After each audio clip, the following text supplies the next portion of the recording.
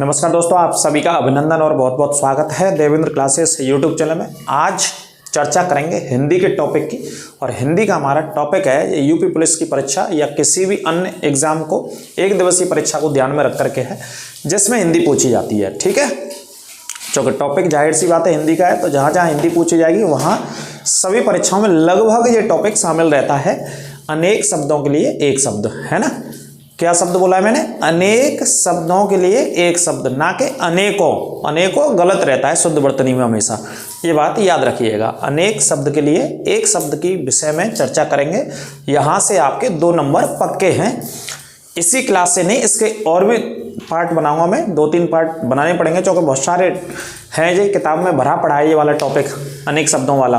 तो अंत तक बने रहें, क्लास को ज़्यादा से ज़्यादा शेयर करें और चैनल को सब्सक्राइब करना ना भूलें। यदि नए विद्यार्थी हमारे साथ आप इस सेगमेंट में जुड़े हैं तो शेयर करें और लाइक करना भी ना भूलें। तो टॉपिक है अनेक शब्दों के लिए एक शब्द। जैसे जिसे करना कठिन हो, जैसे किसी कार्य को करना कठिन हो, किसी कार्य की बात कर लेते हैं यहाँ पे हम, है ना। जैसे कार्य को कई बार हम चर्चा करते हैं कि भाई ये नहीं हो पाएगा तेरे से, कहते कि नहीं कहते कंप्यूटर जी, तो भाई जिस कार्य को आप नहीं कर पाओगे, तो जिसे करना कठिन हो तो उसके लिए क्या बोलते हैं अनेकार्थी? दुष्कर बोलते हैं। ऐसे शब्द को क्या बोलते हैं? दुष्कर। जिसे करना कठिन हो, बहुत इजी रहते हैं, बहुत सरल रहते हैं, आराम से याद हो जाएंगे। इत्मीनान से नोट करते रहिएगा। जैसे दूसरा लिखा हमने, जिसे करना आसान हो, इसके जस्ट अपोजिट में लिख दिया। यहाँ कठिन था, यहाँ आसान लिखा है। जैसे करना, किसी भी कार्य को करना आसान हो तो उसे क्या बोलेंगे? सुकर बोलेंगे। क्या बोलेंगे? सुकर बोलेंगे, है ना। आराम से नोट करते चलें। ये बहुत इजी टॉपिक है, बहुत सरल है। सिर्फ याद करना है, लिख लिख करके याद करना पड़ेगा, रटने पड़ेंगे लिख लिख करके। अगर आपका दिमाग बहुत तेज गति से चलता है तो आप अंडरलाइन करके या वैसे भी याद कर सकते हैं, अदरवाइज बिना लिखे याद नहीं होगा, लिखना ही पड़ेगा आपको। जैसे अगला लिखा है, जिसे पाना आसान हो। जिसे किसी को पाने की आप चाहत रखते हो, उसे पाना आसान हो तो उसके लिए क्या है? सुलभ है वो आपके लिए। क्या है वो आपके लिए? सुलभ। जिसे पाना आसान हो, पाइए भाई साहब। और जिसे पाना आसान हो आप किसके लिए बोल सकते हैं? इसमें से ये दोनों शब्द यूपी पुलिस के लिए बोल सकते हो आप, अपनी तैयारी को ध्यान में रख करके। जिसे करना कठिन हो, पेपर की तैयारी करना कैसी है? कठिन हो, तो उसे क्या बोल सकते हैं? दुष्कर। या फिर बाद में अगर आपका अच्छा एग्जाम हो जाए पुलिस का, आपके मार्क्स अच्छे आ जाए, तो आप उसके लिए क्या होगा? जिसे पाना आसान हो। आसान कब हो पाया? जब आपने अच्छे से मेहनत करी। सुलभ बोलेंगे। देखने योग्य, देखने योग्य किसी चीज को क्या बोलेंगे? द्रष्टव्य, है ना। देखने से, दृष्टि से बना हुआ है ये शब्द। किससे बना है? दृष्टि से।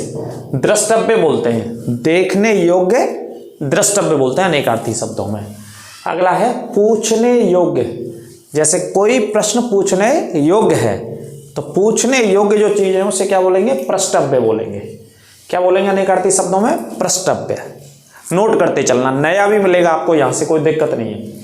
अगला लिखा हमने, लाभ की इच्छा रखने वाला, या लाभ की जो इच्छा रखता है उसे क्या बोलेंगे? लिप्सा। क्या बोलेंगे? लिप्सा। जहां लाभ की इच्छा हो उसे लिप्सा कहा जाता है। अगला है जीतने की इच्छा। जीतने की इच्छा, जिगीसा। जो जीतने की इच्छा रखता है उसे क्या बोलेंगे? जिगीसा। जीतने की इच्छा, है ना। जानने की इच्छा नहीं, जानने के भी अभी आएगा, जिज्ञासु शब्द का इस्तेमाल करेंगे। जिज्ञासा और जिज्ञासु दोनों आते हैं, है ना। ये जीतने की इच्छा है, जिज्ञासा। अगला है खाने की इच्छा रखने वाला, बुभुक्षा। आप खाने की इच्छा रखते हैं, आपको भूख लग रही है, कुछ ना कुछ चाहिए, तो क्या लग रही है आपको? बुभुक्षा। बुभुक्षा, खाने की इच्छा, बुभुक्षा। अगला है सिर पर धारण करने योग्य। जिसको आप अपने सिर पर धारण करने या उसके योग्य हो, वो सिर पर धारण करने के योग्य, तो ऐसे शब्द के लिए सिरोधार्य। सिरोधार्य मतलब सिर पर आपने धारण कर लिया उसको। सिरों का मतलब सिर से, धारण का मतलब धारे से है। अगला है जो चक्र धारण करता हो। चक्रधर, जो चक्र धारण करता हो, चक्रधर। चक्र किस पर रहता है? भगवान विष्णु, भगवान श्री कृष्ण, उन्हीं का अवतार है। ठीक है, तो चक्र धारण करते कि नहीं करते? तो चक्रधर हैं। रास्ते में आप कहीं जा रहे हैं तो रास्ते में आपको खाने पीने की लंबे रास्ते पर जा रहे हैं तो खाने पीने की चीजें रख के ले जाते हैं। जब सफर करते हैं तो दूर, चूंकि क्या पता कौन सा इलाका, कौन सा क्षेत्र, कौन सा राज्य, कौन सा प्रांत कैसा होगा, वहाँ व्यवस्थाएं मिलेंगी या नहीं मिलेंगी, उचित व्यवस्थाएं रहेंगी या अनुचित रहेंगी यात्रा के दरमियान या दौरान। इस वजह से रास्ते में घर से ही आप पहले से ही खाना पैक करके ले जाते हैं। तो उसी खाने को, भोजन सामग्री को क्या बोलते हैं, जो रास्ते में रख करके ले जाते हैं उसे बोलते हैं पाथेय। लिख लेना, क्या बोलते हैं, पाथेय। पाथेय मतलब पथ से रास्ता। अगला है मृत्यु के समय जलाई जाने वाली आग। जो मृत्यु के समय आग जलाई जाती है उसे क्या बोलते हैं, सव्य। उस अग्नि को क्या बोलते हैं, सव्य बोलते हैं। और हवन में जो लकड़ी जलाई जाती है, जैसे हवन कराते हैं धार्मिक कार्य, उसे समेधा बोलते हैं। उस लकड़ी को क्या बोलते हैं, समेधा। ये भी लिख लेना, हवन के लिए लकड़ी का इस्तेमाल समेधा का। अगला है नीले रंग का जो कमल होता है, नीले रंग का कमल, उस नीले रंग के कमल को क्या बोलते हैं, इंदिवर बोलते हैं। हालांकि कमल का पर्यायवाची शब्दों में भी पढ़ लेते हैं इसे हम, है ना। नीले रंग के कमल को इंदिवर कहते हैं, नोट करते चलना। जिसका कोई शत्रु ना हो, ना हो, ध्यान देना इस शब्द को, यहां से गलत मत कर देना। जिसका कोई शत्रु ना हो तो क्या बोलेंगे, निशत्रु। अनेकार्थी शब्दों में निशत्रु बोलेंगे। जिसके शत्रु ने जन्म ही ना लिया हो, अजाशत्रु बोलते हैं। जिसने जन्म ही ना लिया हो उसे अजाशत्रु बोलते हैं। दोनों में अंतर है। और जिसका कोई ना हो, निशत्रु। जो पहले कभी ना सुना गया हो, जो पहले कभी ना सुना गया हो, अश्रुत पूर्व। क्या है, अश्रुत पूर्व बोलते हैं इसको, जो पहले कभी ना सुना गया हो। ठीक है, लिखते चल रहा है एक एक। जो मुकदमा दायर करता हो उसे क्या बोलेंगे, वादी बोलते हैं। जो मुकदमा दायर करता है उसे क्या बोलते हैं, वादी बोलते हैं। ठीक है, अगला पॉइंट है जानने की इच्छा रखने वाला, नहीं जानने की इच्छा रखने वाला नहीं आएगा, गलत हो जाएगा। जानने की इच्छा सिर्फ और सिर्फ जिज्ञासा। जानने की इच्छा है आपके अंदर तो क्या है आपके अंदर, जिज्ञासा है। ठीक है, अगला देखिए, जानने की इच्छा रखने वाला आ गया। अब रखने वाला आ गया तो रखने वाला आ गया तो जिज्ञासु। जानने की इच्छा रखने वाला तो क्या आंसर है, जिज्ञासु। ठीक है, ये पॉइंट नोट कर लेना। जिस सिर्फ क्या है, जानने की इच्छा है तो क्या है, जिज्ञासा।